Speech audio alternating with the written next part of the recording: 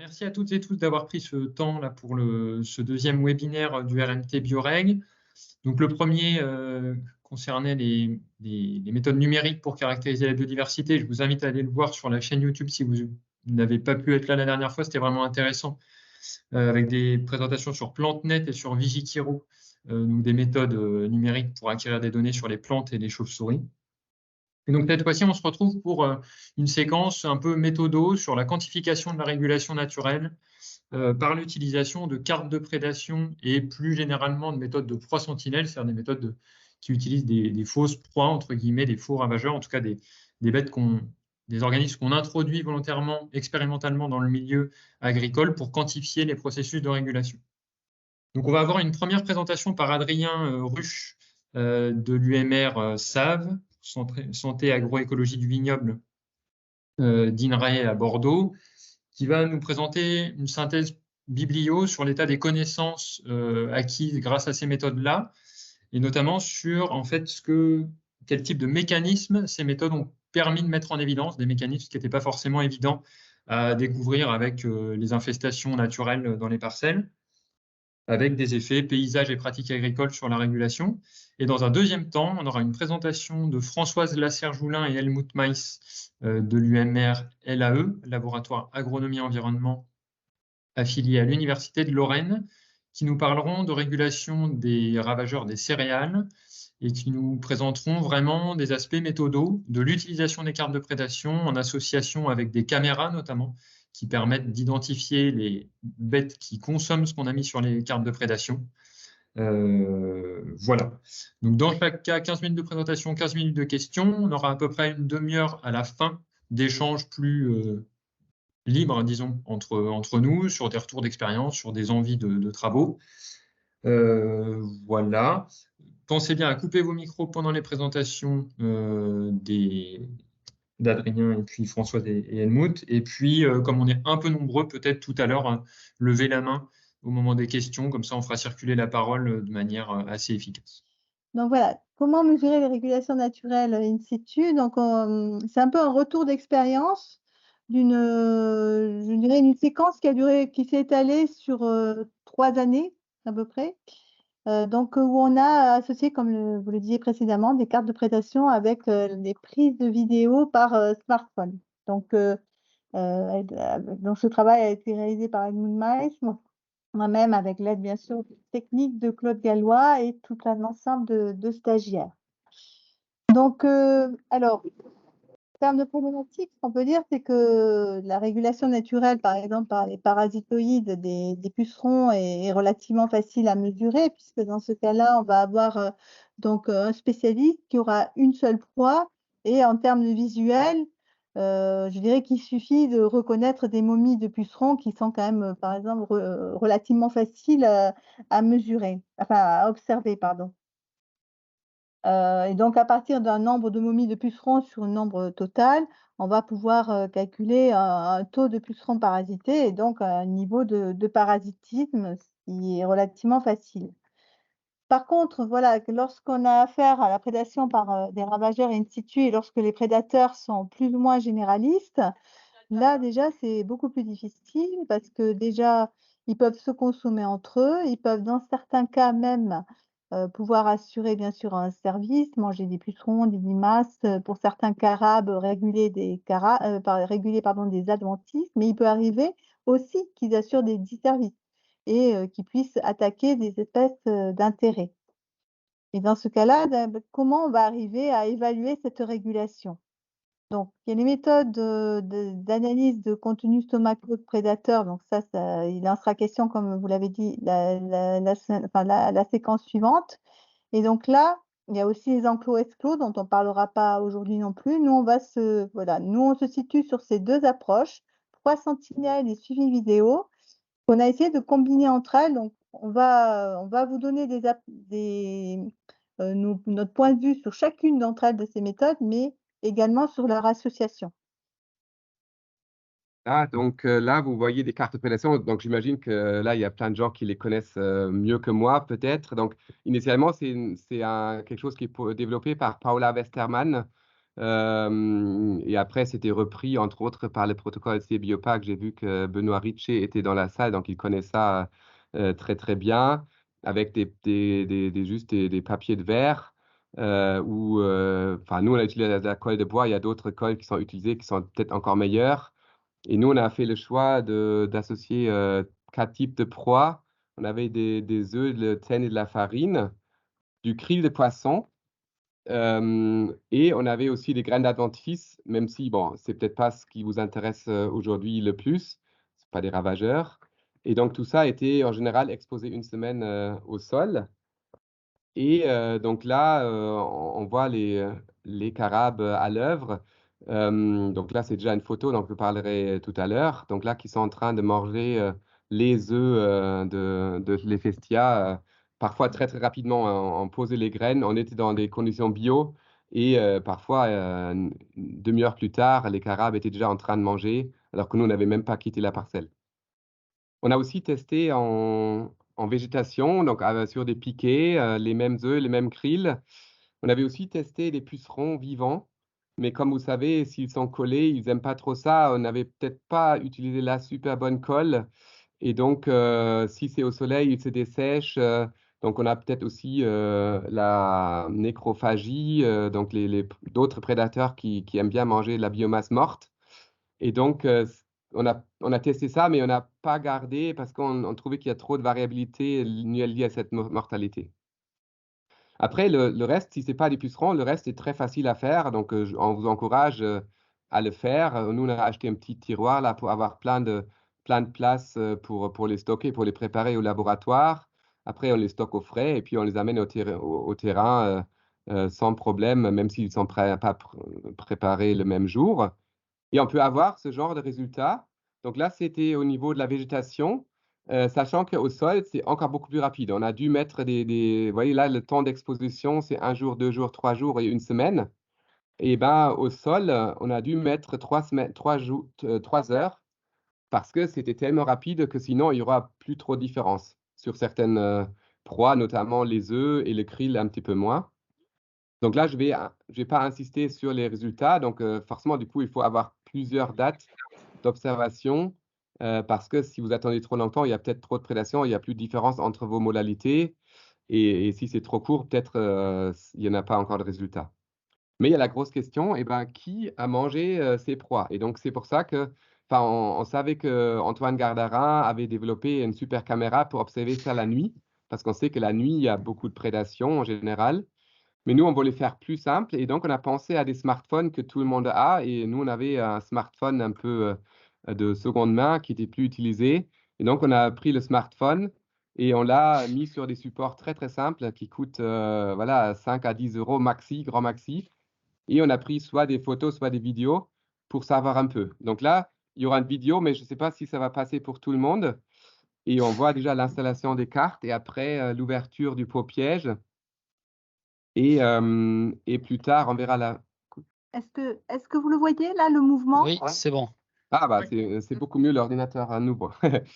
Donc, on voit l'installation des cartes. Le pot piège est ouvert. Il y a déjà quelqu'un un staphylin peut-être, qui nage dedans. Donc là, vous le voyez certainement pas avec une super bonne résolution, mais chez nous, on était quand même impressionnés. Donc là, il faut savoir, ça, c'est pas une vidéo.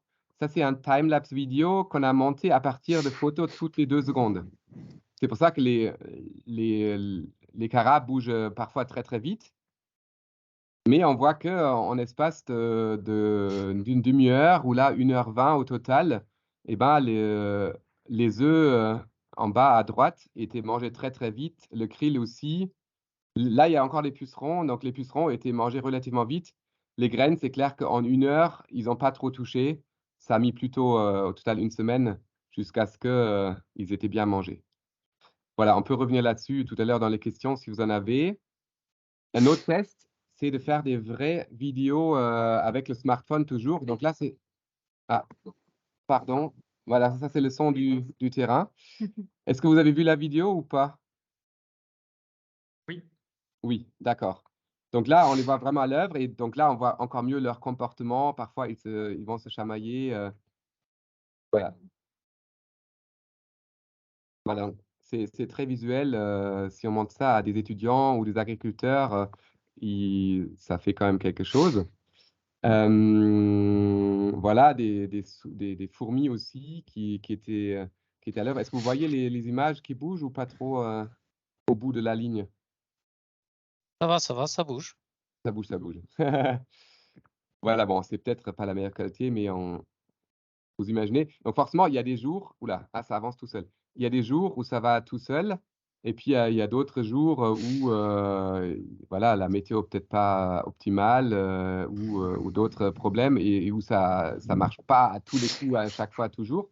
Mais enfin, pour nous, c'est quand même un bon moyen de le visualiser. Et puis après, les cartes de prédation, c'est un bon moyen pour mesurer vraiment le potentiel de prédation. On sait plein de les limites et Françoise va développer un tout petit peu tout à l'heure.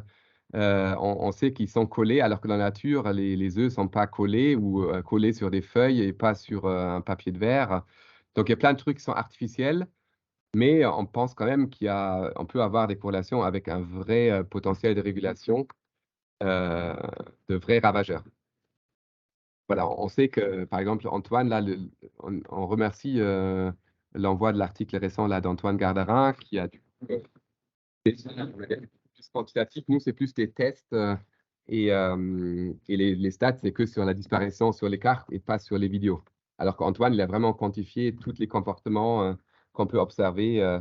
Donc, du coup, pour lui, la nuit, pour nous, c'était plutôt le jour. Voilà, donc je laisse un petit peu t'analyser Oui, les donc, atouts limites. on pourra d'ailleurs discuter. On avait rédigé une note technique pour chacune de ces méthodes. Donc, on pourra la mettre à disposition auprès des personnes qui souhaiteraient voilà, avoir un écrit peut-être un petit peu plus développé que cet oral. Donc, on avait imaginé voilà, de voir 3 scénarios possibles, c'est-à-dire les cartes prédation seules. Leur atout, c'est que bon, elles permettent d'évaluer un niveau d'activité de prédation globale, mais leur limite principale, comme l'a dit Helmut, c'est qu'il n'y a pas forcément d'informations sur qui mange quoi. Et donc, du coup, on s'était aussi posé la question dans quel cadre d'utilisation on pourrait justement envisager ces différentes combinaisons de méthodes. Par exemple, ne serait-ce que des cartes seules, ça pourrait être utilisé par des conseillers, par exemple, en parcelle agricole, en début de saison ou moitié de saison.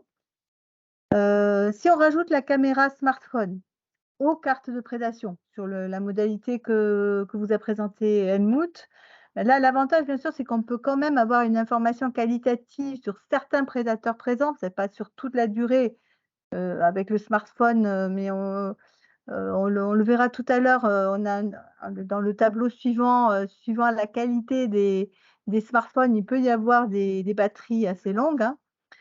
Sur la limite, par contre, il faut quand même un temps minimal pour installer ce smartphone, pour visionner et visionner par le biais de vidéos. Ça demande un peu plus de temps que des cartes prédation seules.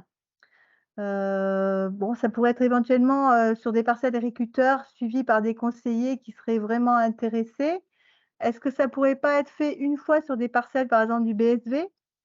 Une parcelle de référence suivie 2 fois dans l'année, en début de saison avant l'arrivée des ravageurs et au moment du pic de nuisibilité. Bon, c'était plus des idées, hein. Ça n'a pas ça n'a pas forcément été testé dans ce cadre-là. Et bon, on s'était dit que si après, alors là, on a un petit peu débordé, si on rajoutait l'analyse des contenus stomacaux, mais on pourra en discuter au prochain séminaire, ça permet bien sûr de cibler encore davantage les prédateurs impliqués. Mais comme l'analyse des contenus stomacaux reste coûteuse, même si son coût a quand même beaucoup diminué ces dernières années, là, ça pourrait être par exemple une parcelle régionale de référence, typiquement. Donc ça, sur les cartes de prédation. Et donc, si ensuite on passe cette fois-ci donc à l'analyse plus de la méthode de visionnage par caméra. Continue ou Oui. donc déjà au niveau du matériel, le fait de prendre un smartphone, forcément, c'est plus simple et facilement utilisable puisque, comme l'a dit Helmut, on peut aussi même utiliser un vieux smartphone auquel on ne tient plus trop et qui ne sera pas forcément, même si on le perd, on ne sera pas forcément trop, comment dire, atteint. En termes de sécurisation du smartphone, c'est sûr que forcément, là, c'est beaucoup plus difficile à mettre en place. Mais nous-mêmes, pour l'avoir testé, ne serait-ce qu'en le dissimulant dans la végétation, il était quasiment invisible, il fallait mettre un piquet pour le repérer. Donc, je pense que c'est quand même faisable de le mettre en place sans avoir la peur de le perdre ou d'être volé. En termes de capacité de batterie, la batterie peut être étendue et ainsi que la mémoire du smartphone aussi. En termes de complexité d'utilisation, donc avec l'application Open Camera, c'est très facile, il y a peu de réglages. Là-dessus, après avec les questions, Helmut qui l'a testé pourra vous en dire davantage. Par contre, bien sûr, là, c'est un des points forcément une limite par rapport au dispositif que décrivait Helmut tout à l'heure, le Piscope testé par Antoine Gardarin, c'est que là, il n'y a pas pour le moment en tout cas d'analyse automatisée dans l'immédiat. Enfin, nous, on n'a pas eu recours à ce type de matériel, donc c'est assez chronophage. S'il y avait des logiciels d'analyse, ça serait bien, mais l'avantage, c'est que c'est utilisable par des non-spécialistes. Voilà, il n'y a pas besoin d'aller jusqu'à utiliser des logiciels complexes. Donc, ça peut être un peu long, mais ça peut être très intéressant justement pour des contextes de sensibilisation à la variété, à la diversité des organismes présents sur la parcelle. C'est peu coûteux à l'achat. On peut utiliser dans le devis d'appareil, on l'a déjà dit. Et en termes de qualité des images, on a vu que bon, finalement, on pouvait avoir quand même des prises de jour avec la lumière justement naturelle de bonne qualité. Les organismes sont quand même assez facilement reconnaissables. On a pu voir des Pessis cupreus, des Brachinus, pas forcément à l'espèce, peut-être au genre. On peut discriminer des comportements d'alimentation. Forcément, il peut y avoir parfois des forts contrastes soleil-ombre, vous l'avez vu sur la vidéo, mais ça n'a pas quand même empêché le visionnage. Alors par contre, pour les prises de vue la nuit, il faut des sources de lumière infrarouge, des caméras spécifiques ou enlever le filtre hier. Donc bon, voilà, c'est un peu plus complexe, mais ça reste faisable également. Voilà. On n'a pas mis de diapo pour vous remercier de l'attention. On espère qu'il y aura des questions intéressantes. Donc, je ne sais pas si vous les faites après. On a quelques les deux. résultats après dans la Oui. discussion si ça vous intéresse. Donc, Merci à tous les deux pour un respect du timing parfait, 15 minutes exactement. Donc, c'est top. Si parmi les auditeurs, vous avez des questions, n'hésitez pas à lever la main. On fera circuler la parole. Moi, sinon, j'en ai quelques-unes en réserve. Et ben, je me lance. Une petite question moi, sur, en fait, vous parliez là d'effets probables météo. Est-ce que vous avez, en fait, dans les différentes mises en place des cartes et des caméras que vous avez fait, vous avez pu observer de manière un peu quantifiée, quoi, des écarts liés simplement à la météo qu'il a fait pendant les 1, 2, 3 ou 5 ou 7 jours où vous aviez les cartes de prédation? On n'a pas fait énormément de tests longitudinales. On a fait peut-être par année 3 ou 4 séances de tests. Et donc, par les cartes de prédation, on voit bien que certaines fois, c'est très actif et donc c'est quantifiable. On sait que ça peut aller de 0 à 100% de prédation par jour au sol, hein. Donc, c'est vraiment très, très variable temporellement. Et par d'autres expérimentations qu'on a fait déjà plus tôt à Dijon même, eh ben, on n'arrive pas, enfin en tout cas avec nos propres données, on n'arrive pas trop à expliquer. On n'a pas un seul facteur climatique qui explique tout ça. C'est certainement une combinaison plus complexe de plein de facteurs. Donc si on teste juste, je sais pas, la température ou l'humidité, ça suffit pas. Donc malheureusement, forcément, quand c'est très froid, ça marche pas. Ça, je pense que c'est classique pour toute activité d'insectes. Mais à part ça, on n'a pas de généralité. En tout cas, peut-être Adrien, dans la littérature, a certainement beaucoup plus de réponses à cette question que nous. Ok, merci. Jean-Michel Ricard du CTIFL. Oui, bonjour tout le monde. En fait, c'était plus un complément d'information que vraiment des questions, même, enfin j'en ai, mais C'était pour préciser qu'on avait, il y a eu un CASDAR, un projet CASDAR, pardon, recherche technologique qui s'appelle Mirage, avec plusieurs instituts techniques qui sont ici là. Et on a travaillé un peu sur cette question de caméra et d'enregistrement de ce qui se passe sur des cartes de prédation. Donc, en développant un outil caméra inspiré de la Bicam, là, une caméra préexistante, qui déclenche au mouvement pour essayer justement d'enregistrer de près en photo ou en vidéo ce qui se passe sur les cartes. Donc, bon, c'est presque dommage qu'on n'ait pas finalement collaboré ou davantage en tout cas, mais enfin, voilà, c'était juste pour dire qu'il y a, il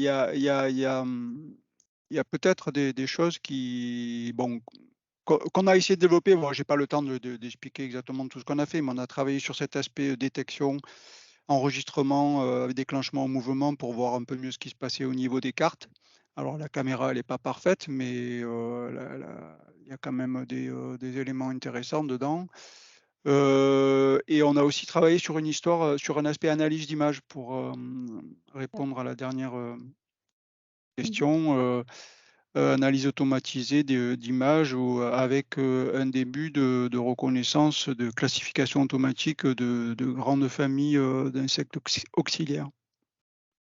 Donc voilà, enfin il y a des éléments, s'il y a des personnes intéressées, en tous les cas, il pourrait y avoir une suite autour de ce projet-là, ou en tous les cas, il y a des éléments perfectibles, mais il y a quand même un vivier de choses potentiellement intéressantes. Après, je peux enchaîner sur du coup, sur une question, enfin, probablement qu'Adrien Roche va en parler, mais il y a tous les aspects autour de ça, de l'interprétation, en fait, de ce qu'on peut observer en termes de disparition de proies. Parce que par exemple, en termes d'utilisation de cartes de prédation, c'est vrai que le lien avec la régulation, qu'elle soit naturelle ou voire agronomique, il n'est pas toujours, évident en fait, hein. Par expérience, on peut avoir une très forte prédation sur les cartes de prédation et puis des régulations qui se font pas nécessairement, enfin à mon sens, enfin, en tous les cas. Donc je pense que la question derrière tout ça, c'est vraiment d'avoir un peu justement la corrélation ou le lien entre ce qu'on observe en termes de prédation et ce qu'on a ou ce qu'on peut mesurer en termes de régulation quand on fait des dynamiques de population. Alors, je parle des pucerons, par exemple. Peut-être que vous avez des éléments de réponse là-dessus. Bah, oui, bien sûr, enfin, c'est tout à fait le cas. D'ailleurs, les 2 dernières années, on n'a pas poursuivi directement par les cartes prédation et on a plutôt simulé, enfin, on a essayé de simuler les dynamiques de population de pucerons, notamment. Parce qu'on sait bien qu'il y a la prédation, mais il y a plein d'autres facteurs qui interviennent. Enfin, déjà pour les pucerons aussi, les parasitoïdes, mais aussi la température et peut-être encore plein d'autres facteurs. Et donc, on était un peu étonné qu'il y a très peu de logistique. Enfin, il n'y a pas d'aide à la décision actuellement opérationnelle en France pour faire ça. Donc, on a dû dénicher un modèle suédois de recherche qui n'était pas vraiment prédictif et qu'on a essayé. Donc, Adrien Rush le sait un petit peu à travers la thèse d'Eric Stell qu'il a aussi suivi. Donc, on a essayé d'adapter ça pour faire un modèle un peu plus prédictif du bien de la population. Donc, la prédation, c'est qu'un facteur parmi plein d'autres. Merci. Deuxième question pour Doët, et puis après on passera à la présentation d'Adrien et on finira, il y aura encore une bonne demi-heure après pour échanger. Donc, Doët. Oui, merci beaucoup. Merci pour cette présentation. Alors, c'est une question qui est un peu en lien avec ce qui vient d'être dit, mais je voulais savoir comment vous avez analysé les images enregistrées ensuite. Est-ce qu'il y a eu comptage? Est-ce qu'il y a eu identification des différents prédateurs? Enfin, est-ce qu'il y a eu, voilà, quel résultat serait sorti de l'analyse des images? Non, nous c'était vraiment un test, on va dire test prototype.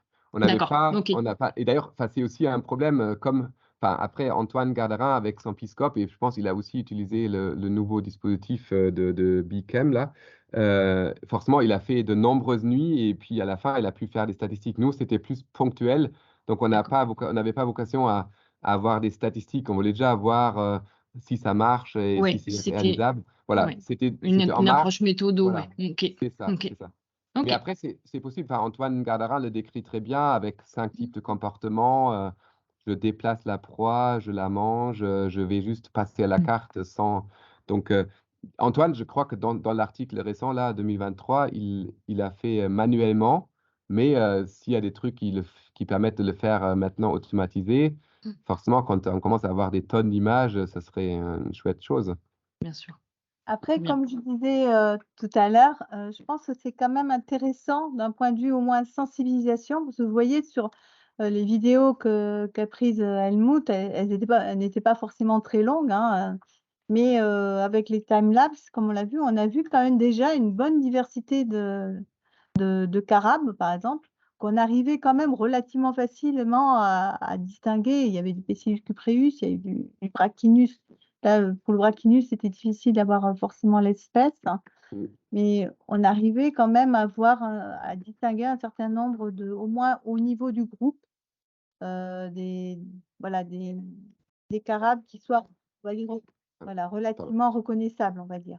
Mais c'est sûr que nous, on n'a pas eu le temps d'avoir une approche quantitative comme l'a fait Antoine avec. On était là dans le cadre d'Arena et il fallait déjà arriver à mettre en place la procédure voilà, à l'affiner. Et donc, on n'est pas allé jusqu'à cette approche-là. Merci. Ouais, merci. On va enchaîner avec la présentation d'Adrien. Et puis, donc après, encore un quart d'heure de questions-réponses et puis une demi-heure plus globalement. Pour ceux qui avaient des questions et qui n'ont pas pu les poser, il sera encore temps. Bonjour à tous. Ouais, moi j'ai prévu quelque chose d'un peu plus général. C'est un peu ce qu'a dit Xavier. Alors c'est compliqué de faire une sorte de synthèse bibliographique exhaustive. Donc en fait, elle n'est pas du tout exhaustive et elle est principalement basée sur des choses qu'on a fait avec des collègues parce que c'est beaucoup plus simple. Mais j'ai aussi essayé de piocher des exemples à droite à gauche pour illustrer certaines choses. Et par ailleurs, j'espère faire 15 minutes, mais c'est peut-être un peu long, mais auquel cas vous me faites signe et puis on passe. Donc il y a des éléments un peu généraux, puis après on ira peut-être vers des choses un peu plus précises et peut-être pour répondre notamment à la question de Jean-Michel. Le point de départ de la présentation, c'est quelque chose de pas très original, mais c'est finalement le fait de dire que la perspective de développer l'agroécologie ou de comprendre un peu comment replacer les processus écologiques dans les conceptions de systèmes agroécologiques, ça nous questionne, ça questionne notre connaissance qu'on a du fonctionnement des agroécosystèmes et des paysages agricoles, et principalement autour de 3 composantes, et qu'on peut résumer sur cette diapo comme ça, avec une compréhension des effets des changements de l'environnement ou de l'environnement en général sur des assemblages d'espèces et leurs interactions, et puis comment ces interactions ou ces assemblages façonnent des niveaux de fonctions écologiques ou de services écosystémiques, et ça peut être le cas de la régulation naturelle par exemple. Et donc du coup, les enjeux scientifiques derrière la question, c'est d'arriver à comprendre comment s'assemblent des communautés d'ennemis naturels ou d'insectes ravageurs dans des paysages agricoles, avec une dimension spatiale et temporelle qui est forte, et c'est ça que je vais essayer d'illustrer un peu. Et ça pose ensuite une question des liens qu'on a entre structure des communautés d'ennemis naturels et puis régulation, et puis d'arriver à savoir quels leviers on peut mobiliser pour favoriser la régulation. Et en fait, l'utilisation de cartes sentinelles, alors j'ai aussi volontairement choisi des méthodos un peu plus larges, un peu en accord avec Xavier, parce qu'on s'est dit que sinon c'était un peu trop restrictif en termes de processus et de mécanismes. Mais en fait, dans la littérature de manière générale, on trouve des exemples de travaux qui traitent de ces questions-là et qui mobilisent notamment des approches sentinelles, soit au sens strict, soit des exclusions, ce qu'a évoqué Françoise, et souvent en regard ou en complément de d'autres méthodes pour caractériser d'autres aspects. Donc c'est un peu volontaire d'élargir le champ, mais après on pourra revenir sur des méthodes sentinelles au sens strict. quelques mots un peu, de manière un peu générale aussi, de pourquoi on pose cette question et comment en fait on conceptualise notre fonctionnement des paysages agricoles, d'où ça vient quoi en fait, et comment on peut représenter cette dynamique spatiale et temporelle que j'évoquais. En fait, notre manière de conceptualiser ça dans les paysages agricoles, elle est fortement influencée par la théorie de la biogéographie insulaire. Et pour dire les choses de manière très simple, cette théorie très puissante nous explique simplement que les assemblages d'espèces dans des écosystèmes insulaires dépendent principalement de deux paramètres, les taux de colonisation ou d'émigration depuis des systèmes ou des écosystèmes continentaux, et puis des taux d'extinction qui sont présents localement, quoi. Et c'est ces deux paramètres en fait qui façonnent les assemblages locaux. Et finalement, cette manière de réfléchir, elle nous évoque le fait que ce sont des dynamiques source-puits en fait qui façonnent ce qu'on observe localement, par exemple dans des parcelles agricoles. Et c'est comme ça qu'on a commencé à travailler sur cette question dans les paysages agricoles, en se disant il doit y avoir des habitats sources et puis il doit y avoir des habitats puits. Et dans des paysages agricoles fortement perturbés, on considère que les écosystèmes cultivés sont plutôt des puits, quoi, et puis des écosystèmes semi-naturels seraient plutôt des sources. Et quand on réfléchit par rapport à la régulation biologique, on arrive vite à une hypothèse un peu générale, un peu simpliste, qui est que les habitats semi-naturels, comme ils fournissent tout un tas de fonctions aux ennemis naturels de manière générale, que ce soit des vertébrés ou des invertébrés, on émet l'hypothèse qu'il y a une sorte de relation positive, linéaire ou non, qui serait représentative de cette dynamique source-puits, entre la quantité d'habitats semi-naturels dans le paysage et puis le taux de régulation, qu'on peut mesurer avec des cartes Sentinel par exemple, et qui est une espèce de proxy de l'abondance ou de l'activité des ennemis naturels.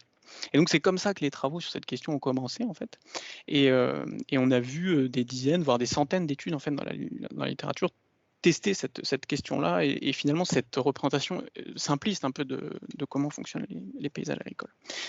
Donc j'ai essayé de résumer dans les 3-4 diapos qui suivent les conclusions un peu de ces centaines de travaux. Le premier truc qu'on peut dire, c'est que ce qui ressort quasiment tout le temps, c'est que la quantité en effet d'habitats semi-naturels détermine très souvent la diversité ou l'abondance des ennemis naturels dans les paysages agricoles.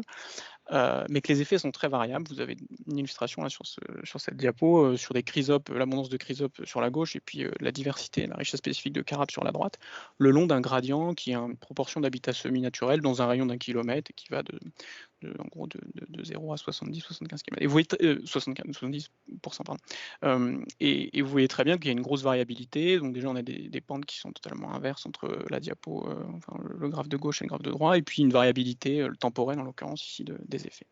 Donc en gros, l'hypothèse simpliste que j'ai présentée, elle ne fonctionne pas tellement. Mais en moyenne, on considère qu'il y a plutôt des effets, quoi, mais ils sont variables. Quand on s'intéresse à la régulation biologique, qu'on peut mesurer avec des cartes de prédation, comme ça a été présenté juste avant, ou avec des paramètres un peu plus fins de dynamique de population et des méthodes d'exclusion, on s'aperçoit qu'il y a tout un tas de travaux dans la littérature qui montrent qu'il y a des effets positifs, en effet, de l'hétérogénéité de composition des paysages sur la régulation, comme c'est représenté sur ce graphique. Mais là encore, des méta-analyses qu'on a réalisées avec beaucoup de collègues, certains sont présents ici, puis plein d'autres collègues de par le monde, montrent qu'en fait c'est très variable. Parfois c'est positif, parfois c'est négatif, parfois c'est nul, parfois il n'y a pas d'effet. Donc du coup, ce modèle tient pas vraiment.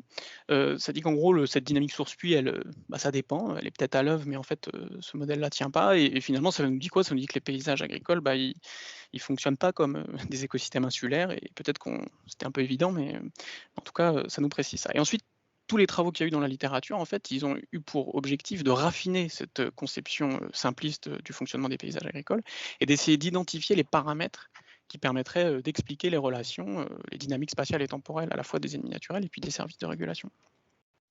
Et donc du coup, il y a un certain nombre de résultats forts sur lesquels il y a un consensus qui ont émergé. Et j'ai essayé là encore de les résumer. Le premier, c'est peut-être qu'au-delà de la composition, c'est-à-dire la quantité d'habitats semi-naturels dans le paysage, quelque chose qui est important, c'est l'arrangement spatial de ces habitats, c'est-à-dire la proximité des habitats, la taille moyenne des patchs dans le paysage ou leur connectivité. Ça joue un rôle important et qui est souvent, en tout cas historiquement, qui a été sous-estimé. Et en fait, maintenant, c'est bien montré, la synthèse d'Émilie Martin, publiée en 2019, le montre très bien. Ces aspects de configuration, c'est-à-dire par exemple la taille moyenne des parcelles dans un paysage, en fait, ça façonne aussi fortement les niveaux de régulation, notamment quand on les mesure avec des cartes Sentinelle. Ces travaux sont issus de ce genre de méthodo. Et on voit bien sur ce graphique rapidement que les niveaux de régulation biologique sont plus importants, là c'est les couleurs plus chaudes, quand on a des paysages qui sont plus fragmentés, ou en tout cas en moyenne quand il y a des tailles de parcelles qui sont plus petites. Et ça s'explique en termes de processus de dispersion et de mobilité des ennemis naturels, notamment entre les patchs de ces paysages. Donc ça c'est un premier élément important. Le deuxième élément, c'est que au-delà de la catégorie habitat semi-naturel, le type d'habitat semi-naturel, c'est-à-dire leurs caractéristiques et on pourrait dire leur qualité, ça détermine fortement les dynamiques spatiales.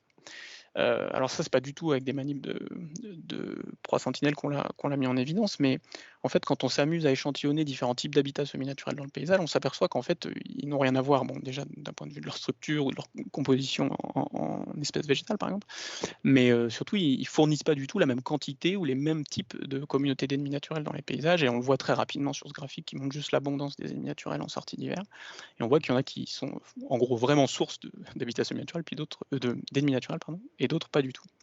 Donc ça, c'est un point important. Et puis quand on s'amuse à mesurer finalement avec des approches sentinelles l'impact de la qualité de ces habitats-là, on a mis en évidence que les habitats semi-naturels tout à fait adjacents à des espaces cultivés, là, en l'occurrence ici par exemple des tournesols, déterminent ou affectent fortement les niveaux de prédation qu'on observe donc, dans les champs de tournesol, et que ça module les relations entre la quantité d'habitats semi-naturels dans le paysage, ici représenté par la longueur de haie. Et donc on a une interaction en fait entre la qualité locale de l'habitat semi-naturel adjacent et puis les caractéristiques du paysage. Donc ça veut dire deux choses. Donc ça souligne l'importance de la qualité des habitats semi-naturels. Et puis ça semble dire aussi qu'il y a des interactions entre échelles spatiales qui sont importantes et qui façonnent vraiment les services de régulation. Et en fait, ces interactions entre échelles, on pourrait dire, elles sont quasiment tout le temps présentes. Et quand on s'amuse à regarder dans les différentes études expérimentales qui manipulent localement un paramètre par rapport à un gradient paysager, donc là par exemple sur ce graphique c'est deux types de systèmes de culture conventionnels ou bio, le long d'un même gradient paysager qui est caractérisé par la proportion d'habitat semi-naturel, on voit que les pratiques agricoles à l'échelle locale agissent vraiment comme des filtres et qui viennent faire émerger ou non les effets du paysage. En l'occurrence ici, on voit qu'on a un effet positif de la proportion d'habitat semi-naturel sur les abondances d'araignées dans des systèmes en bio et pas dans les systèmes conventionnels. Et donc ça semble dire quoi? Ça semble dire que des paramètres locaux, qui peuvent être liés à des pratiques agricoles ou à d'autres aspects, agissent vraiment comme des filtres qui viennent en fait gommer ou pas les effets du paysage. Et ça a été très bien montré aussi par des collègues, là, Benoît notamment, Richie, là, qui est ici avec nous, où ils ont, en utilisant des manips sentinelles, où ils ont bien montré que l'utilisation de pesticides localement permettait de faire émerger ou non les effets du paysage. En l'occurrence ici, quand on a des IFT qui représentent l'utilisation d'insecticides très faibles, voire nuls, on voit émerger des effets positifs de la quantité de prairies dans le paysage sur le taux de prédation des pucerons dans les cultures, alors que quand on a une utilisation de produits phytosanitaires maximum, en gros on élimine totalement cet effet du paysage parce que évidemment on vient éliminer notamment des auxiliaires, quoi. Et enfin, le dernier élément que je voulais amener sur ces aspects de variabilité spatiale et temporelle, c'est que le contexte paysager explique fortement la variabilité temporelle à la fois des communautés d'ennemis naturels et de la régulation quand on les mesure avec des manips sentinelles. C'est ce qui est représenté sur le graphe de droite. Je vais peut-être pas plus détailler que ça, mais c'est juste de dire que cet aspect temporel, il est peu étudié dans la littérature, mais c'est un aspect important et de la compréhension du système. Et en fait, quand on s'intéresse à ça, on voit que les contextes paysagers ou la complexité du paysage, ça vient affecter la stabilité ou la variabilité temporelle, en l'occurrence, des services de régulation. Donc ça, c'est un peu les points marquants que je voulais souligner sur ce qu'on sait en fait à l'heure actuelle des effets à la fois des pratiques et du paysage sur les services de régulation, et qui est quand même une connaissance qui est fortement issue de ce genre de manip, évidemment complétée avec d'autres approches et des échantillonnages de communautés d'ennemis naturels notamment. Et ensuite, je pense que j'ai encore un tout petit peu de temps, mais je voulais finir sur un aspect qui rejoint un peu la question posée par Jean-Michel. En fait, ces approches sentinelles, ou cartes de prédation en particulier, ça permet de caractériser un aspect de la régulation biologique en sens large. On n'a pas défini ce qu'on appelait régulation biologique entre nous, là. Mais en fait, au sens strict, là, on mesure des taux de prédation, donc on mesure potentiellement une régulation ou une régulation potentielle, mais on ne mesure pas une régulation effective qui serait plutôt la dynamique du ravageur et de ses dégâts, quoi. Et en fait, donc ça veut dire deux choses. Ça veut dire que ce que je vous ai présenté avant, c'est vraiment issu d'une interprétation entre ce que nous donnent ces cartes sentinelles et puis ce que nous donnent d'autres méthodes. Donc ça, je l'ai déjà évoqué. Et puis par ailleurs, ça souligne le fait que ces méthodes-là, ça me semble être un outil très important pour surtout travailler sur cette flèche qui est en noir ici, sur cette diapositive, c'est-à-dire le lien entre la structure des communautés d'ennemis naturels et les populations de ravageurs, en caractérisant finalement la régulation potentielle ou les taux de prédation tout simplement. Et donc ça s'interprète conjointement à d'autres choses, ça c'est le premier point. Et deuxièmement, ça nous renseigne sur des mécanismes assez fins finalement, entre structure des communautés et fonction de régulation ou taux de prédation.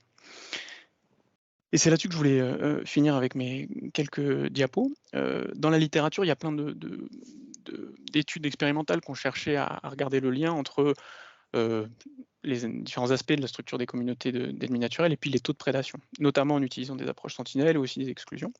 Et en fait, quand on regarde cette relation là, entre communauté d'ennemis naturels et régulation, il y a tout un de méta-analyses qui ont montré que la richesse spécifique, c'est-à-dire la diversité taxonomique des prédateurs, favorisait la régulation en moyenne dans une majorité des cas. Et ça, c'est lié à des processus de complémentarité, notamment entre prédateurs, mais que ce n'est pas toujours le cas. Donc on voit bien que la relation, elle n'est pas forcément linéaire, elle peut être non linéaire, et qu'il y a de la variabilité autour de cette relation. Et donc là, les cartes sentinelles, ça nous permet d'explorer un peu ces mécanismes. Quand est-ce qu'on a de la complémentarité en gros? Quand est-ce qu'on a des interactions nulles ou des interactions plutôt négatives, on va dire, qu'elles soient comportementales ou autres? Et donc ça, c'est une méthode aussi assez puissante, et ça a permis... Alors dans la littérature, il n'y a pas des milliers d'exemples, mais il y a quand même des exemples qui permettent d'explorer via notamment des approches sentinelles conjointement à des caractérisations de la structure des communautés, l'effet de la composition des communautés, l'effet de la dominance ou de l'abondance relative de telle ou telle espèce, ou des effets liés à la diversité fonctionnelle des communautés d'ennemis naturels. Et finalement, il y a peut-être deux points que je pense être un peu importants, quoi. C'est que ces approches, elles ont permis notamment de mettre en évidence que les caractéristiques fonctionnelles des communautés de prédateurs, c'est-à-dire les traits, alors il y a différents traits qui sont utilisés dans la littérature, mais souvent on revient sur un peu les mêmes, c'est-à-dire la distribution des biomasses, les préférences d'habitat, voire les stratégies de chasse des prédateurs ou leur régime alimentaire. C'est en règle générale des meilleurs prédicteurs des interactions trophiques que des métriques très simples d'abondance ou de diversité spécifique des prédateurs, parce que finalement ça nous renseigne sur les mécanismes qui lient structure des communautés d'ennemis naturels et taux de prédation, voire régulation potentielle. Et c'est ce qu'on a montré dans une étude. Il y a plusieurs études qui ont montré la même chose depuis. C'est ce que représente rapidement là, cette diapositive, qui montre à droite les R2, donc le pouvoir explicatif, on pourrait dire, de modèles qui mobilisent des variables explicatives liées aux traits. Alors, je ne détaille pas, mais soit des traits uniques, soit des traits combinés, en comparaison de l'activité densité ou de la richesse spécifique des prédateurs. Et on voit bien que on n'explique pas parfaitement les taux de prédation, mais on les explique beaucoup mieux lorsqu'on considère ces traits. Donc on comprend un peu mieux ce qui se passe en termes d'interaction entre espèces et de relations entre prédateurs et proies. Et parmi tous les travaux qui ont été menés sur cette question, en mobilisant des approches sentinelles, il n'y en a pas non plus des centaines, donc c'est assez facile de faire le tour. Et ce qui revient assez souvent plutôt, c'est que c'est les rapports de taille ou les rapports de biomasse entre prédateurs et proies qui permettent en fait d'expliciter les interactions qui existent entre ennemis naturels et proies, et ça permet d'expliciter les mécanismes, les interactions positives, donc par exemple les complémentarités, les facilitations que j'évoquais, ou négatives, qui ça peut être par exemple de la prédation intra-guilde entre prédateurs, quoi. Donc voilà, et donc je ne vais pas plus détailler que ça, mais du coup ça me semblait aussi important peut-être de souligner le fait que au-delà de la mise en évidence des effets des variables environnementales sur de la régulation qu'on extrapole ou à partir desquels on infère peut-être des choses plus générales sur les services de régulation de manière plus agronomique, on pourrait dire. Ces outils-là, ça me paraît être des outils en fait beaucoup plus puissants pour traiter des questions plus fines autour des liens entre communautés d'ennemis naturels et taux de prédation, parce que ça me semble être plus proche du mécanisme qui nous intéresse ou des mécanismes qui nous intéressent. Voilà. Et donc pour conclure, voilà, je voulais juste résumer sur cette diapositive le fait que la mobilisation de ces approches-là nous permet à la fois de comprendre un peu ce qui se passe, de mettre en évidence les différents processus qui sont liés soit au contexte paysager, à la qualité des habitats ou aux filtres qui agissent à différentes échelles spatiales, soit pour caractériser les communautés d'ennemis naturels. Et donc ça nous permet de comprendre ce qui se passe par rapport à la question que j'ai évoquée sur le fonctionnement et la connaissance qu'on a du fonctionnement des paysages agricoles, ça nous renseigne de manière un peu précieuse. Et puis par ailleurs, ce faisant, ça nous permet d'identifier des leviers agroécologiques, on pourrait dire, qu'on peut mobiliser pour favoriser soit la régulation potentielle, soit une régulation effective, si on comprend les liens entre taux de prédation et dynamique de population des ravageurs. Et voilà, j'en ai fini. Merci beaucoup, Adrien, pour cette présentation. Est-ce que vous avez des questions? C'est le cas, n'hésitez pas à lever la main. Oui, je vais commencer comme ça. Ça ouvrira les débats. Alors, c'est juste pour avoir une précision, Adrien, qu'entends-tu par... est-ce que tu peux préciser ou définir ce que tu entends par variabilité temporelle? Oui, c'est finalement la dynamique temporelle, qu'elle soit intra-annuelle ou interannuelle de la régulation. Souvent, en fait, dans les manips, si on parle d'approche sentinelle, par exemple, là, ou de carte de prédation, on mesure ça à un instant T, quoi, et donc c'est une espèce de photographie de l'activité et des interactions entre prédateurs à un instant T, quoi. Et du coup, la mobilisation de ces approches, ça permet aussi de regarder la variabilité dans le temps de ces services-là, quoi, ou de cette fonction-là, alors qu'on Ok. l'utilise principalement pour explorer comment ça varie dans l'espace, le long de gradients environnementaux, quoi. Et est-ce que du coup, vous avez déjà vu comme on a les régimes classiques de pullulation-éradication à l'échelle de quelques semaines sur une parcelle, est-ce qu'on voit aussi, je ne sais pas s'il y a des études assez longues pour savoir ça, mais est-ce qu'on voit la même chose à l'échelle pluriannuelle sur une population de prédateurs ou de ravageurs? Mais là, on cible plutôt les prédateurs. Tu veux dire quoi? Tu veux dire, C'est-à-dire une via espèce qui monte d'année en année jusqu'à un optimal, et puis sur les 2-3 années suivantes qui va rediminuer, c'est une autre espèce de prédateur qui prend la place, et ainsi de suite. Est-ce qu'on voit des choses comme ça ou pas du tout? Donc là, ce serait basé sur des analyses de composition des communautés de prédateurs, quoi, Ouais, tu veux dire? On doit pouvoir les voir. Après, des séries temporelles, tu vois, sur les prédateurs, des ravageurs des cultures, il y en a pas beaucoup, quoi. Mais oui, tu peux capter ce genre de dynamique, tout à fait, ouais. Après, ce qui est plus compliqué, c'est comment tu relis ça à la régulation, qu'elle soit potentielle ou effective, quoi. Mais tu peux en parallèle de ça mesurer la régulation dans le temps et essayer d'inférer des liens, quoi. Ok. On ouvre peut-être des questions plus générales qui peuvent recouper les deux présentations, Xavier? Très bien. Moi, j'en aurais une éventuellement et qui est plus associée quand même à... Ah oui, je vais quand même laisser les gens s'exprimer. Donc Jean-Michel Ricard d'abord. Ah oui, non, c'était par rapport à l'approche très fonctionnelle. Les traits fonctionnels, je connais pas très bien le sujet, mais enfin, je sais que c'est quand même, ils sont quand même relativement multiples. Est-ce qu'il y avait quand même maintenant, je dirais, des choses qui se décantent en termes de traits fonctionnels qu'on pourrait en fait intégrer dans les études un peu plus classiques qu'on fait, je dirais, sur les communautés d'auxiliaires, enfin d'ennemis naturels, pour justement aller un peu au-delà de ce qu'on fait un peu habituellement, quoi. Je sais pas si ma question est assez claire, mais en fait, je sais qu'il commence à y avoir des bases de données un peu là-dessus, mais on peut mesurer 36 000 traits fonctionnels entre guillemets. Du coup, est-ce qu'il n'y aurait pas quelque chose, peut-être que ça existe déjà, je ne sais pas, je ne suis pas penché sur la question, mais est-ce qu'il y aurait pas quelque chose à faire là-dessus pour finalement un peu transférer ce qui est fait quelque part en recherche un peu plus fondamentale vers de l'appliquer, quoi? Oui, c'est une vaste question, mais alors, peut-être sur un des points qui est, est-ce qu'il y a des traits qui se dégagent un peu plus que d'autres? C'est un peu ça que tu dis, quoi. On a quand même maintenant, alors ça reste peut-être un peu théorique, mais on sait quand même assez bien les traits ou les familles de traits qui importent, quoi, dans la question, en tout cas de l'acte de prédation, quoi. je ne sais pas si c'est sur la fonction de régulation, mais en tout cas, si on cherche à préciser ou à estimer les taux de prédation, on sait assez bien, là, je l'ai rapidement dit, mais les rapports de biomasse entre prédateurs et proie, c'est probablement le trait le plus fondamental.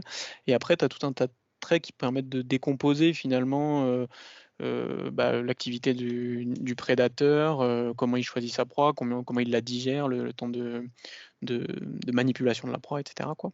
Et donc, tu as des modèles un peu théoriques et puis des modèles on va dire statistiques basées sur des données qui montrent que ça marche assez bien, quoi. Alors, on prédit pas du tout 100% des taux de prédation, quoi, mais on est beaucoup plus fin que ce qu'on peut faire par ailleurs. Donc, voilà. Et après, la question, elle est surtout d'avoir des traits qui sont adaptés à la situation dans laquelle tu travailles, quoi. C'est-à-dire que souvent, on utilise alors tu l'as dit, il y a des bases de données qui existent, mais qui sont plus ou moins adaptées en fait au contexte sur lequel tu bosses, quoi. Si tu regardes par exemple les biomasses, elles sont assez variables, quoi. Ça dépend des espèces sur lesquelles tu travailles, mais voilà, il y a une certaine plasticité, quoi, dans les traits qui est pas captée si tu utilises des trucs un peu trop généraux. Et donc l'enjeu, il est là, quoi. Il est d'avoir des traits pertinents qui soient adaptés au contexte dans lequel tu bosses avant de pouvoir faire une prédiction qui tienne la route, me semble-t-il, quoi. Mais il y a peut-être des gens qui ont des choses à rajouter sur cette question, parce que c'est une vaste question. Je vais juste peut-être rajouter qu'on avait un petit peu exploré, en tout cas aussi, le lien entre les traits de certains justement prédateurs et puis les traits végétaux aussi, notamment les bandes enherbées, dans ces travaux qu'on avait réalisés dans le cadre de la thèse d'Abdellah-Croix-Bal, qui commence à être un petit peu ancienne, mais il y a une publique qui est sortie dernièrement. Et on avait bien vu qu'il y avait des traits, je dirais, à l'échelle du patch, par exemple, dans les bandes enherbées, concernant par exemple l'hétérogénéité végétale, on avait calculé un indice d'hétérogénéité végétale. Il y avait des réponses assez intéressantes au niveau des carabes, et les carabes en fonction de la taille de leur corps. Donc bon, là, ce n'était pas forcément un rapport relatif prédateur-ravageur. Mais en fonction des différentes classes de taille des carabes, on avait pu voir des tendances assez intéressantes se dégager. Oui, Alain. Alain, ton micro est coupé. Je ne sais pas si tu poses une question. Vous n'arrivez pas à m'entendre quand mon micro est coupé. Dingue. Donc c'était, oui, je revenais sur mes questions de tout à l'heure. Une question bête, je pense que la réponse va être très rapide. Le pot barbeur qui est juste à côté sur la vidéo, c'est pour choper les bêtes et faire faire la génomique sur le contenu stomacal, je suppose? Non, parce que Non. Là, celui-là, concrètement, non, il était rempli. Hein, quand on a fait les contenus stomacaux, qu'on n'a pas fait nous-mêmes, hein, qu'on a fait avec Elsa et... Comment ça s'appelle, Elsa? Oui, qui est d'ailleurs dans la salle. Donc là, ce n'était pas les mêmes pots. Là, c'était pour avoir en même temps des densités de toutes les arthropodes au sol. D'accord. Mais en étant bien conscient que ce ne sont pas forcément tous les arthropodes qui vont sur les cartes qui tombent dans les pots. Ah bah oui. Il faut être bien clair, hein. C'est certain qu'il il peut y avoir une corrélation, mais elle n'est pas forcément immédiate, quoi. Ok. Et puis ma deuxième question qui était plus technique, peut-être pour tout le monde. Avec les cartes de prédation, vous l'avez dit, hein, on cible une catégorie de bestioles, donc qui sont plutôt de l'auxiliaire généraliste, qui n'est pas spécialisé sur une proie. Est-ce que vous avez vu avec les caméras, du coup, si quand vous avez vos cartes de prédation au sol, s'il y a des bêtes qui ne refusent de monter sur la carte ou pas? On voit les carabes, ils montent très bien. Est-ce que les araignées, par exemple, refusent de monter sur la carte? Est-ce que le support gêne ou pas certaines bestioles pour aller manger les proies? Bah, on n'a pas des tonnes de vidéos. Moi, je dirais que non. On voulait aussi filmer d'ailleurs les pots barbeurs, parce que là, on suppose qu'il y a certaines qui vont peut-être s'apercevoir en dernière minute que c'est pas bien de tomber et de faire demi-tour. Mais même ça, enfin, non, les cartes de prédation, enfin, par contre, ce qui peut être observable, c'est qu'il y a des carabes ou d'autres arthropodes qui se cachent en dessous, s'il y a un peu de place en dessous, qui reviennent au-dessus. On a vu des grosses bagarres. Là, on a vu, enfin, là, on a que très, très peu de vidéos qu'on a montrées, mais parfois, on a 20 carabes sur une même carte, ils se bagarrent au lieu de manger parce qu'ils veulent déjà faire la place. Donc, on voit des interactions D'accord. violentes. On n'a pas vu, enfin, un obstacle. Forcément, il y a des gens qui sont très, très critiques de ces cartes, plutôt dire que c'est artificiel.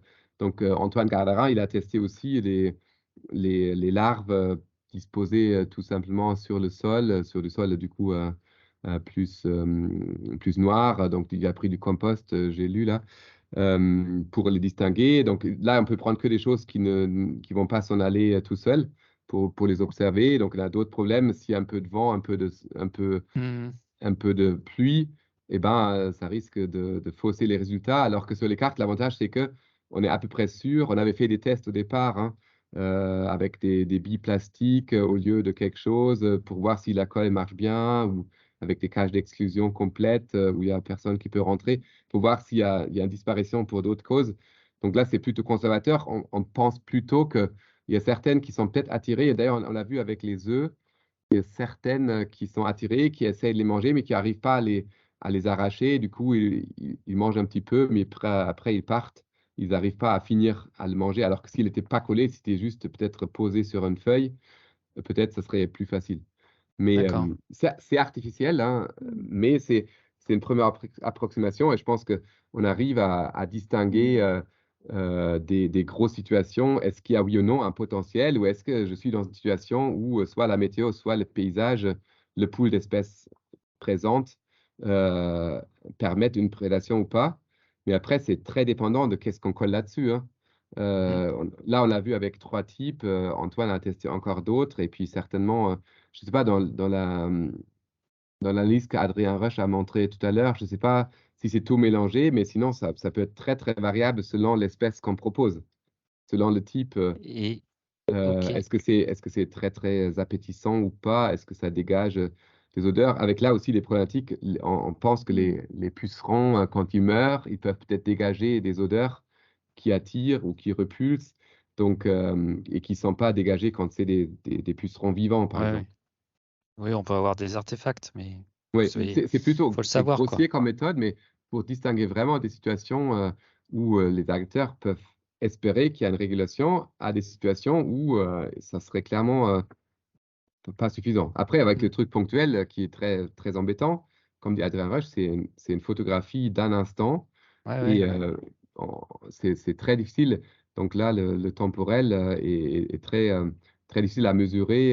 Il y a des gens, hein, qui, avec notamment Paola Westerman, qui ont essayé d'intégrer ça sur le temps pour faire une modélisation sur le long terme. Combien sont vraiment perdus et quel impact ça aura sur la population du ravageur, où eux, c'était plus sur les graines d'adventice.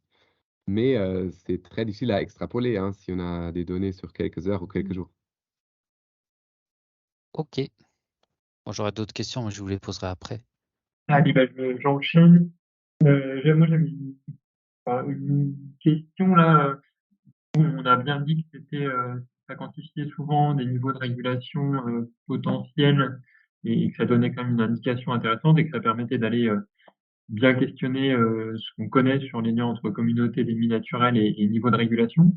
Et est-ce que vous avez, soit dans les intervenants, soit dans le public, là, des références qui ont essayé sur des mêmes parcelles, en fait, comparer ce potentiel qu'on mesure avec la carte avec juste à côté un dispositif d'exclusion, soit des auxiliaires du sol, là, parce que là on parlait plutôt carte de prédation posée au sol, donc plutôt carabes, araignées, staphylins, ou même ce genre d'études pour des proies sentinelles type des chenilles en pâte à modeler, sur lesquelles on voit que des oiseaux ont picoré dedans, et avec à côté des manips d'exclusion des oiseaux, pour voir si en fait si quand même ce qu'on mesure c'est effectivement un potentiel de régulation, ou si c'est presque un autre mécanisme, enfin si c'est presque carrément autre chose, parce que la méthode induit induit des changements vraiment majeurs.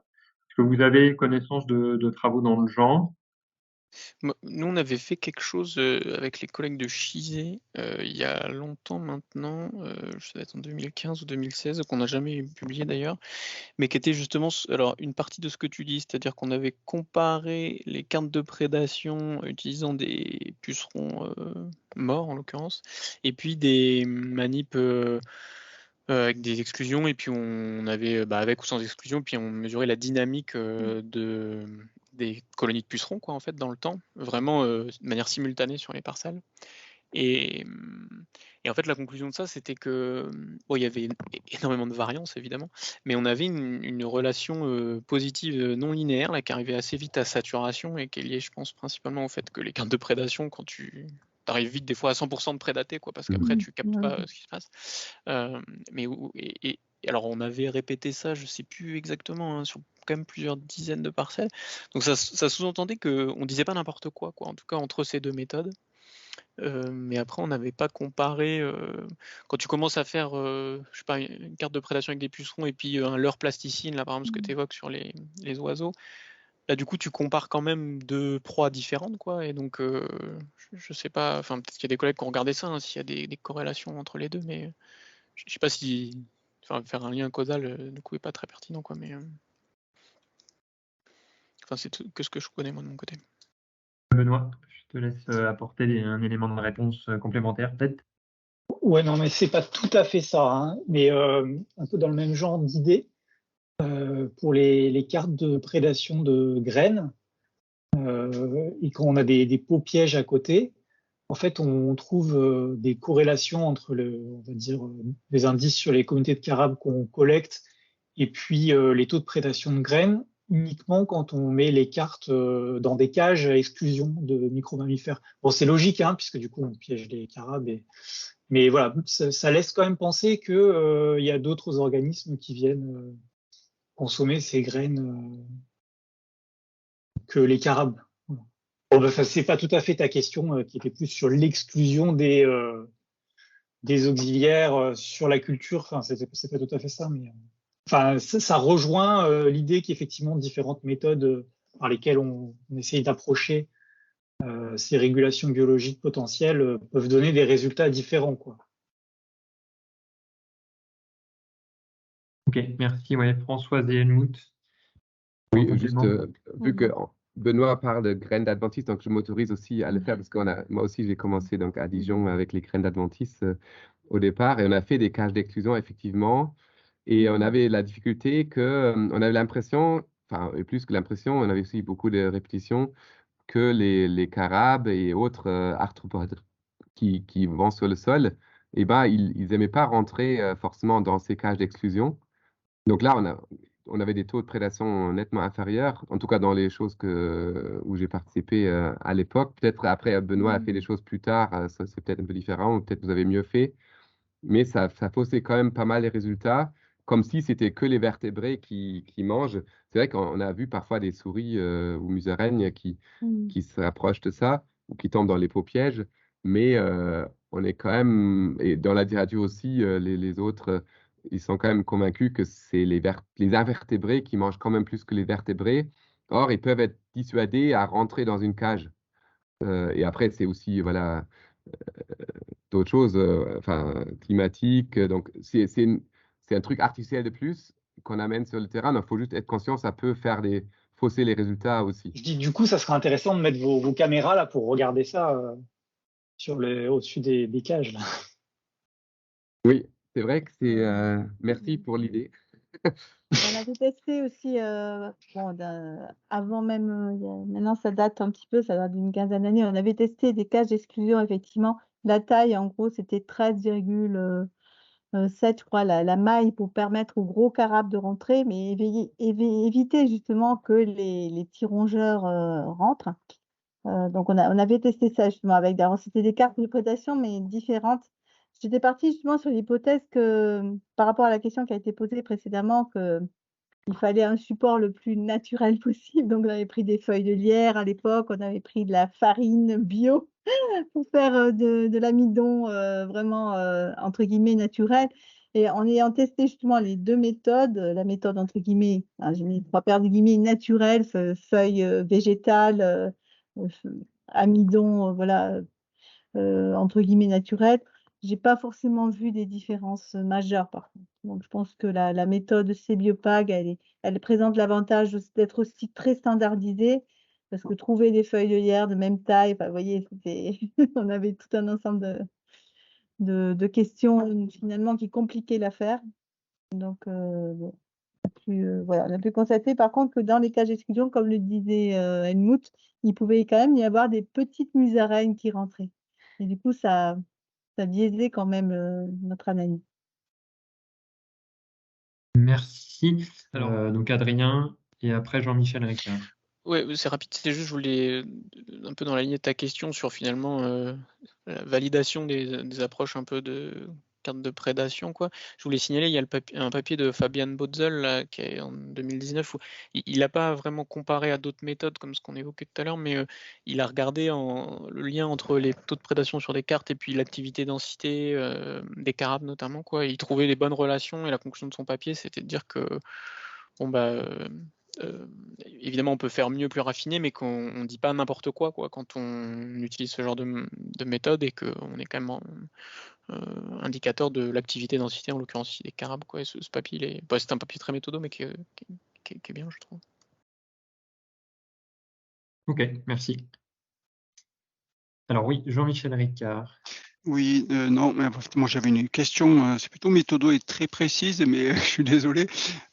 C'est parce qu'en fait, on calcule des taux de prédation, enfin de disparition de proies, mais en général, il y a plusieurs proies sur les cartes et je pense qu'il y a pas mal d'exploration pour savoir si on comptabilisait une réponse oui/non à l'échelle d'une carte entière ou plutôt, est-ce qu'il y a des éléments là-dessus, savoir si c'était l'ensemble.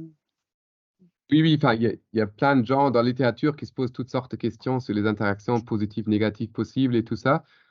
Enfin, là, c'est vraiment qu'une mon impression. Nous, là, souvent, on avait du coup deux espèces de graines, des œufs et le krill. C'était pas les mêmes prédateurs qui mangeaient tout ça. Ça, on a quand même vu dans les vidéos et Antoine l'a confirmé aussi. Il voit bien que ça varie vraiment énormément selon le type de proie sentinelle qu'on met. Et ça se peut que voilà, le premier jour, c'est les œufs qui sont mangés, le deuxième jour, c'est le krill qui est mangé, et puis le troisième jour, ça commence à attaquer les graines.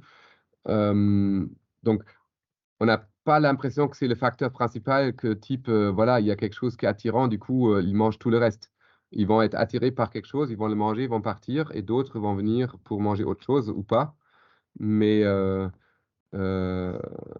peut-être la seule chose, c'est que s'il y a déjà 20 grands carabes dessus, d'autres vont peut-être attendre un petit peu avant de se faire manger par les carabes. Ça peut-être, mais j'ai pas l'impression. Il y a certainement des interactions et il y a certainement des papiers. J'ai pas fait toute la biblio récente là-dessus qui montrent peut-être des choses. Et on a aussi testé des cartes tout simples où il y a une seule type de proie, mais j'ai pas l'impression que ça donne des résultats différents. Un pot piège à côté, ça peut peut-être enlever un petit peu le taux de prédation parce que si une fois tombé dedans, ils vont plus manger.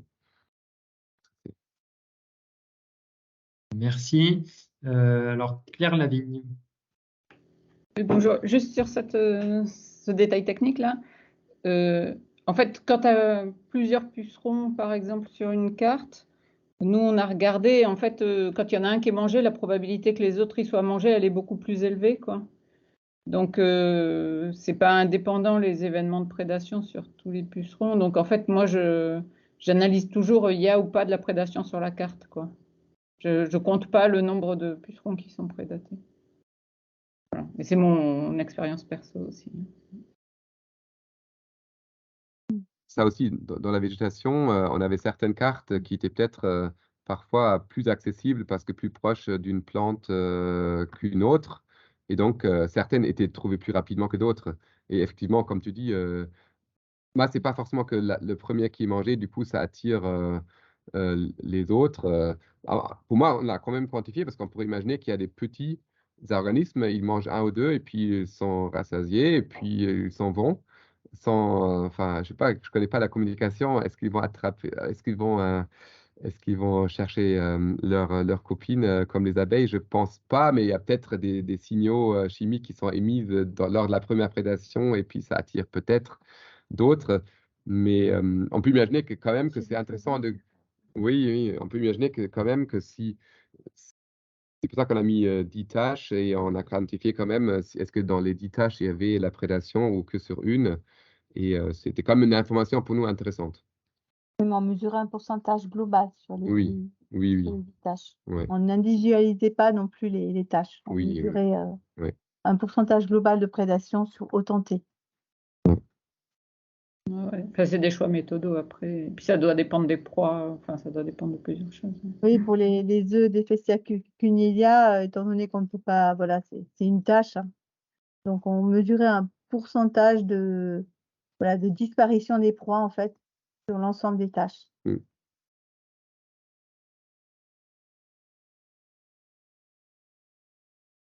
Alors, je vois que François Warlop nous met une question dans le chat.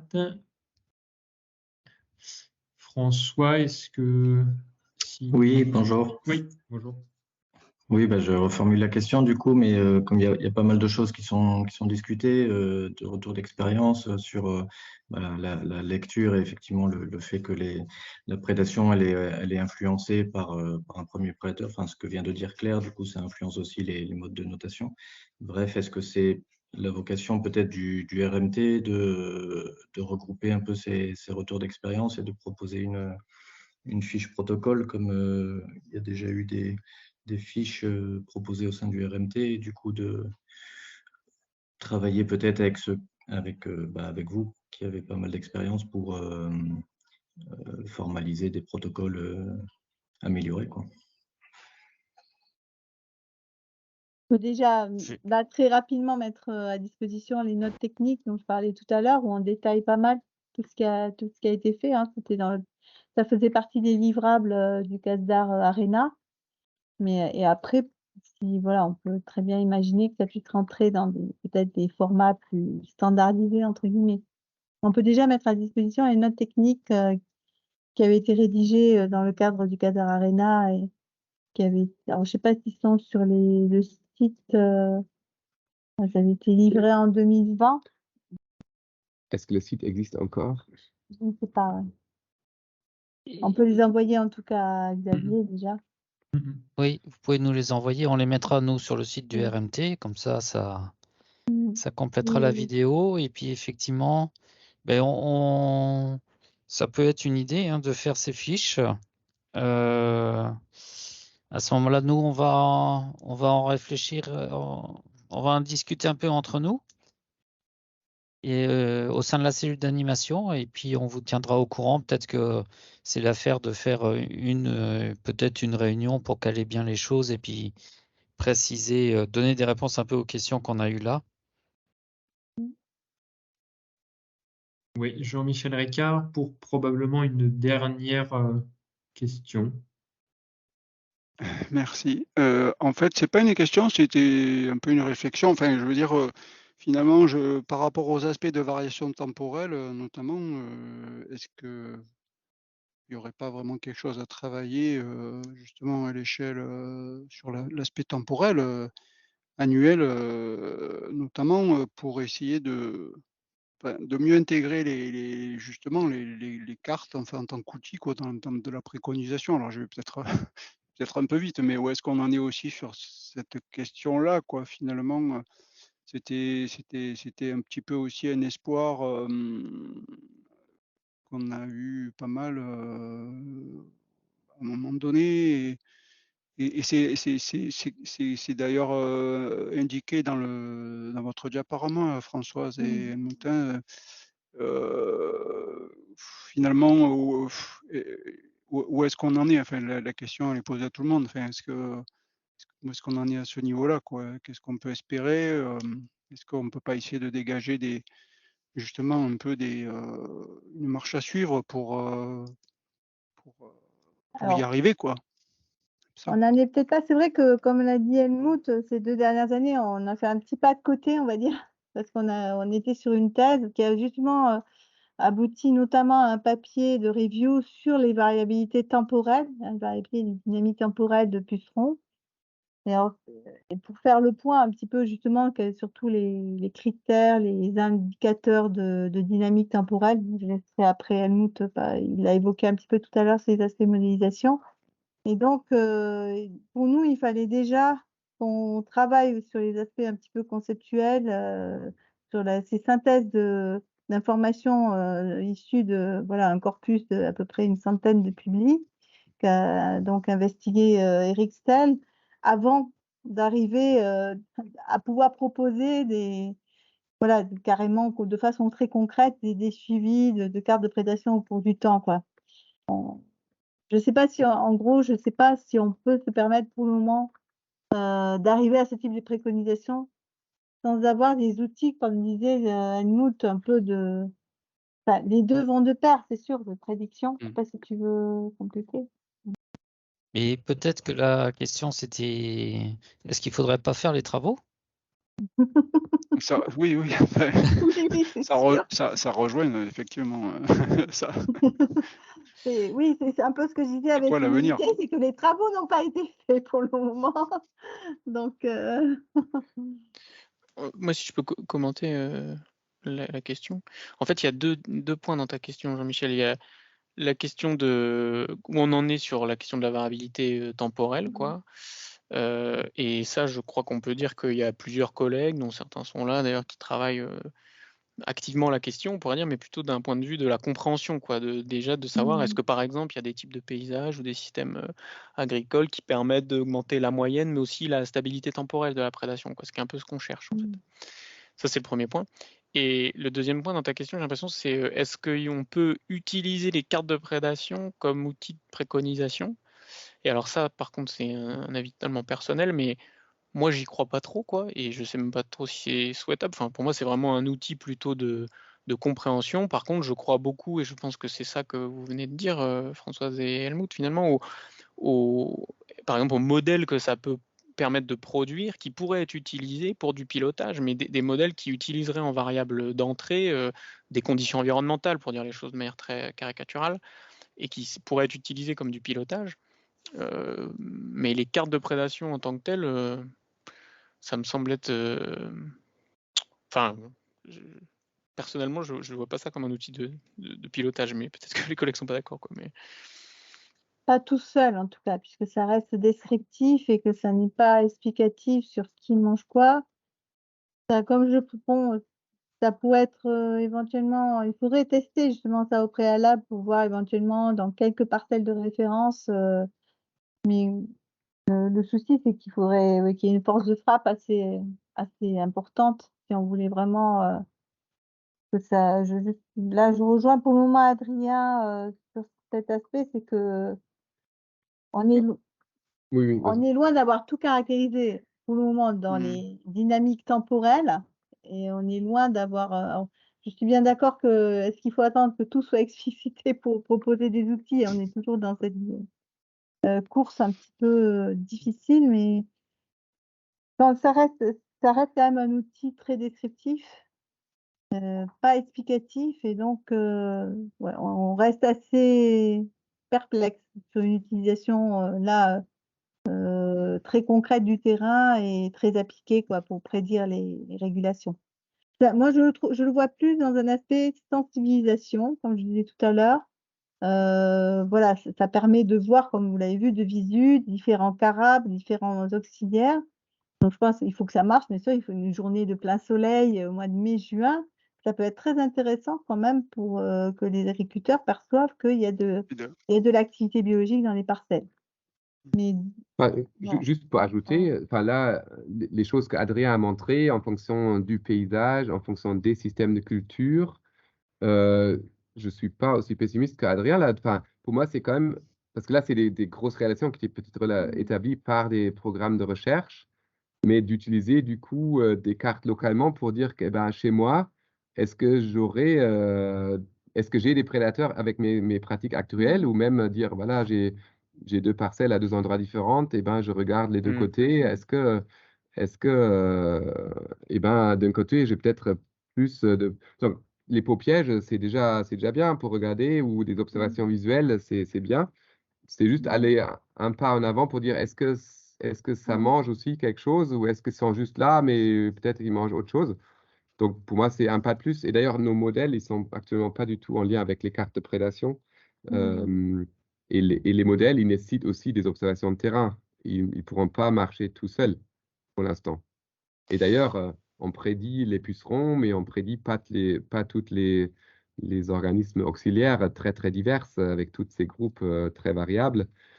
Et donc là, pour l'instant, ça reste l'observation sur le terrain, et où on sait qu'à chaque endroit, ça peut être quand même différent. Donc, pour moi, ça reste quand même intéressant, hein, comme possibilité pour les gens à avoir une idée, est-ce qu'il y a un potentiel de régulation chez moi? Et je pourrais même dire, voilà, j'essaye de modifier quelque chose, je plante une haie, j'arrête un peu les insecticides ou autres, ou je plante des fleurs.